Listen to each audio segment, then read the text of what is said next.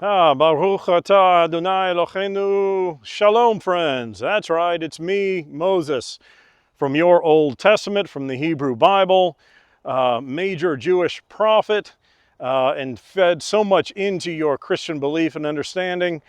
Your amazing, wonderful, intelligent, handsome, creative, delightful pastor invited me to come lead devotions this week. So every day this week, Danny's Downtown Daily Devotional Delight will be led by me, Moses. It's Moses Week. Ho, ho, ho.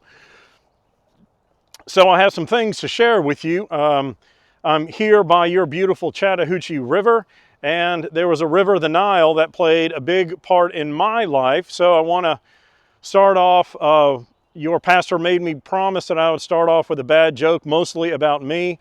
And don't think in 3,500 years that I haven't heard every bad Moses joke, but here's a pretty good one.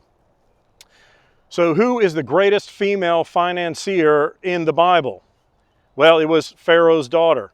She went to the bank of the Nile and withdrew a little profit. Yeah, all right, that's me. I was the little prophet.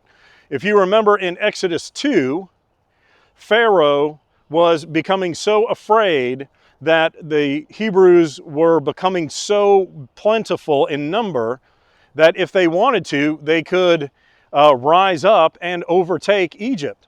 And so Pharaoh made a strict rule to kill all the newborn baby boys.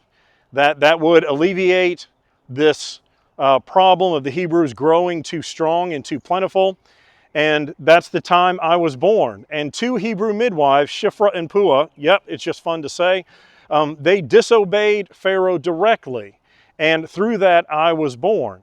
But there was still a lot of unease about baby boys in the land. So my mother, when I was born, hid me for 3 months. And then when she could no longer hide me because I had become too large, she made a basket of pitch and bitumen, put it on the outside that made it waterproof, put it in the Nile in a river just like this one, and sent me down the stream. Now, she sent my sister with me to make sure I would be okay. And while on my journey in the river, Pharaoh's daughter was there bathing. And her attendants, her maids, saw that, and she ordered them to bring the basket up, opened it up, and there I was, beautiful little baby Moses. I was crying. I was in a basket on the river. Why wouldn't I be crying?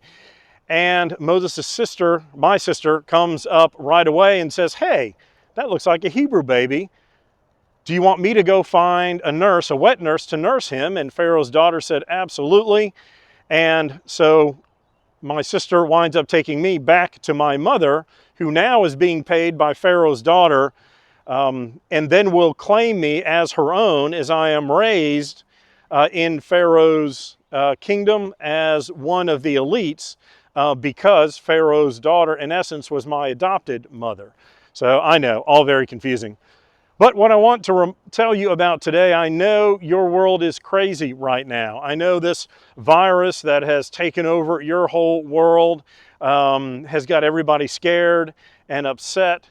But I want you to know, number one, this is temporary.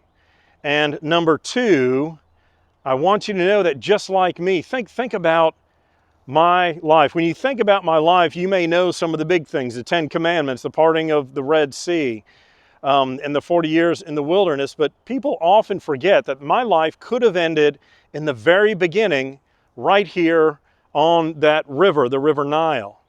And yet, it was in that difficulty, my life was literally in jeopardy. And it could have all ended there. But God, in that moment of difficulty, called me out. My name Moses means to be drawn out of the water.